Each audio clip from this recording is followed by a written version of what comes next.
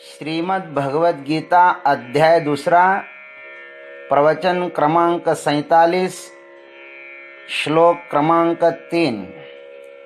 ओम त्र्यंबकं यजामहे सुगंधिं पुष्टिवर्धनम् उर्वारुकमिव बन्धनान् मृत्युर्मुक्षीयमामृतात् चिन्मयं व्यापि यत्सर्वं त्रैलोक्यं सचराचरं तत्पदं दर्शितं येन तस्मै श्रीगुरवे नमः।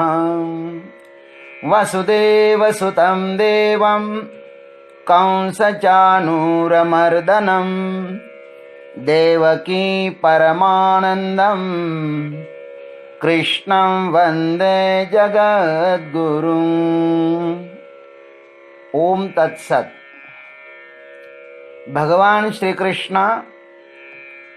अर्जुन को अर्जुन की कायरता के विषय में बता रहे हैं और उनके पास जो कायरता है उसको त्यागने की अब भगवान आज्ञा देते हैं। क्लैब्यं मास्मगमः पार्थ नैतत्त्वय्युपपद्यते क्षुद्रं हृदय दौर्बल्यं त्यक्तोत्तिष्ठ परन्तप।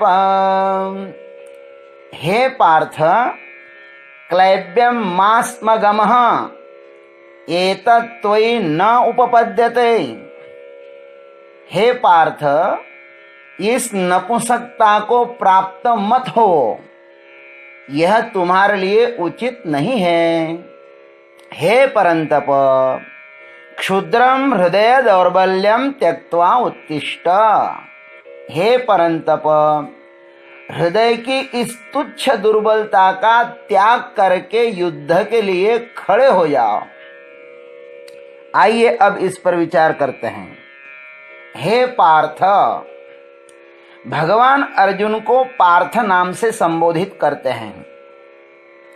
अर्जुन को कोई विशेष बात कहनी होती है अथवा कोई आदेश देना होता है तो उसे पार्थ नाम से संबोधित करते हैं। संपूर्ण गीता जी में यह देखा जाता है। पृथ्वी जैसा धैर्य जिसमें होता है उसे प्रथा कहते हैं। प्रथा ने विपरीत परिस्थिति में अपने धर्म की रक्षा की है। यह युद्ध न होवे इसके लिए शांति प्रिय प्रथा ने भी बहुत ही प्रयत्न किए थे, किंतु अंततः उसके सब प्रयत्न व्यर्थ ही गए। उसके धैर्य की सीमा तब टूटी जब उसकी प्रिय बहू को कौरवों की भरी सभा में अपने बलवान पुत्रों के समक्ष दुर्योधनादि दुष्ट कौरवों ने निर्वस्त्र करने का प्रयत्न किया। किसी भी कुलवान स्त्री के लिए यह असहनीय अपराध है। मुर्दा समाज ही इस दृश्य को देख सकता है। उस समय कौरवों की कुलवधू का यदि यह हाल है तो फिर पृथ्वी पर अन्य स्त्रियों का क्या हाल होता होगा। उसको दृष्टि में रखते हुए पृथ्वी को आतताइयों से मुक्त करने के लिए प्रथा ने श्री कृष्ण के द्वारा अपने 5 पुत्रों को यह जोश भरा संदेश भेजा। क्या था वह संदेश? ये तद्धनंजयो वाच्यो नित्योद्युक्तो वृकोदरः यदार्थं क्षत्रिय सूते तस्य कालो यमागतः। कुंती ने कहा कि हे प्रभु, युद्ध के लिए नित्य ही उद्युक्त रहने वाले अर्जुन एवं भीम को आप कहिए कि क्षत्रिय माता जिन कार्य के लिए पुत्र को जन्म देती है वह काल अब आ गया है। प्रथा के इस वाक्य को स्मरण दिलाने के लिए अर्जुन को यहां पर भगवान पार्थ नाम से संबोधित करते हैं।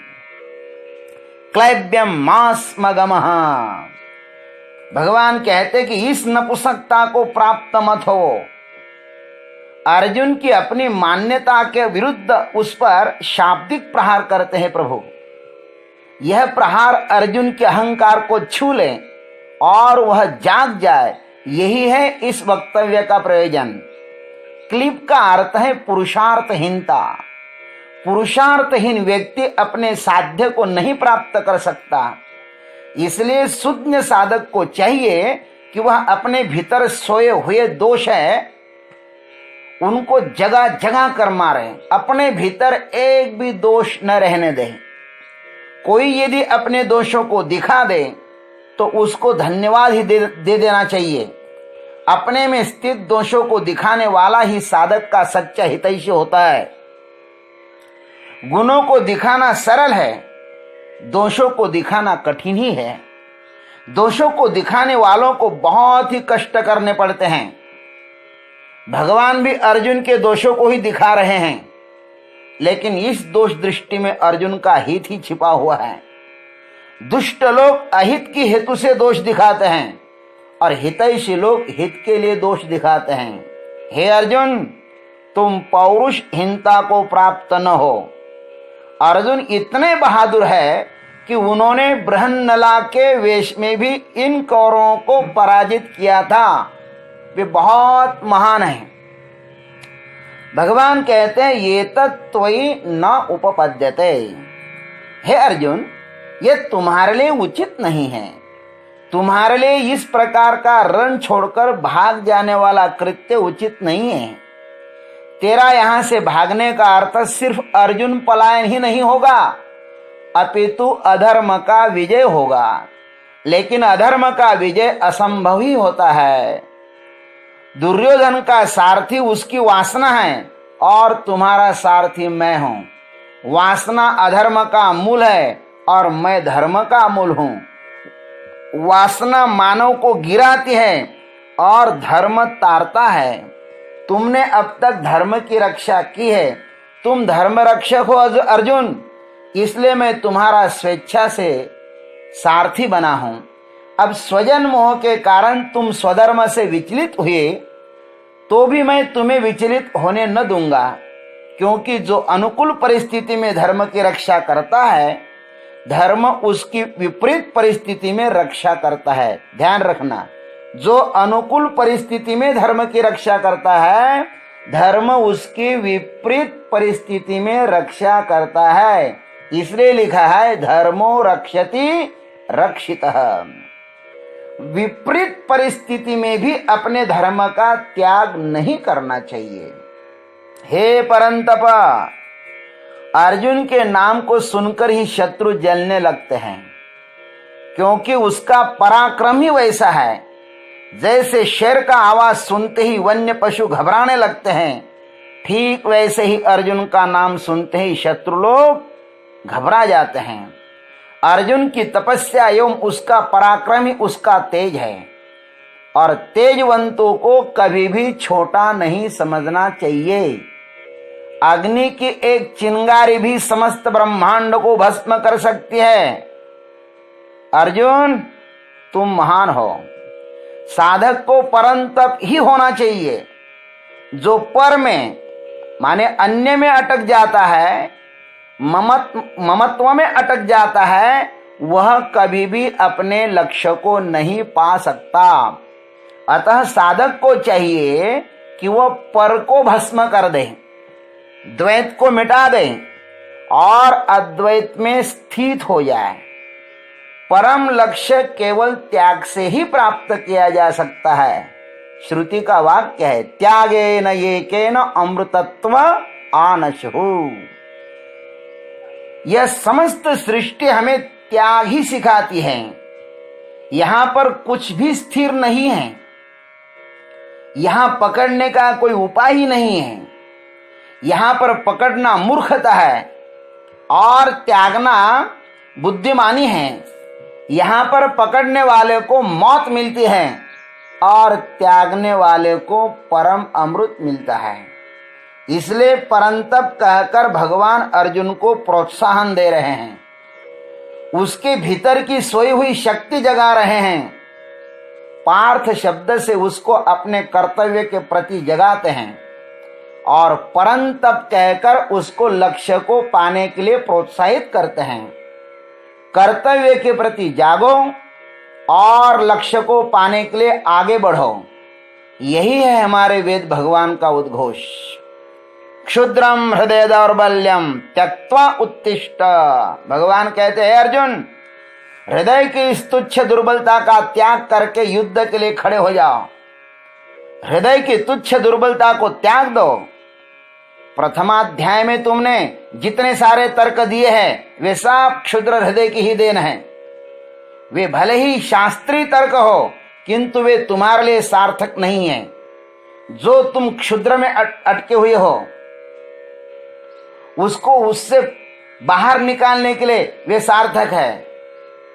जो क्षुद्र में अटका हुआ है उसको उससे बाहर निकालने के लिए सार्थक है, किंतु तुम तो विराट के पथिक हो अर्जुन, इसलिए तुम्हें वहीं पर अटकना उचित नहीं है। तुम्हारा जीवन अब व्यष्टि के लिए नहीं है बेटा, समष्टि की रक्षा के लिए है। अब क्षुद्र में अटकना तुम्हारे लिए पाप है, इसलिए अब क्षुद्र के मोह को त्याग कर उठो और अपने महान ध्येय को प्राप्त करो। यह सूत्र बड़ा ही महान है, बड़ा मूल्यवान है। यह हम सभी के लिए है। हम क्षुद्र में अटके हुए हैं, अतः जन्म जन्म से जन्म मृत्यु रूपी संसार को प्राप्त हो रहे हैं। भगवान ने हमें उठने का अब तक बहुत बार अवसर दिया होगा, किंतु हम अभागे क्षुद्र में अटक गए हैं। हम इतने कमजोर है कि संसार की अत्यंत क्षुद्र वस्तु भी हमें अटका सकती हैं। धन, मान, पद, प्रतिष्ठा, परिवार आदि ये सब जाल है हमें अटकाने के।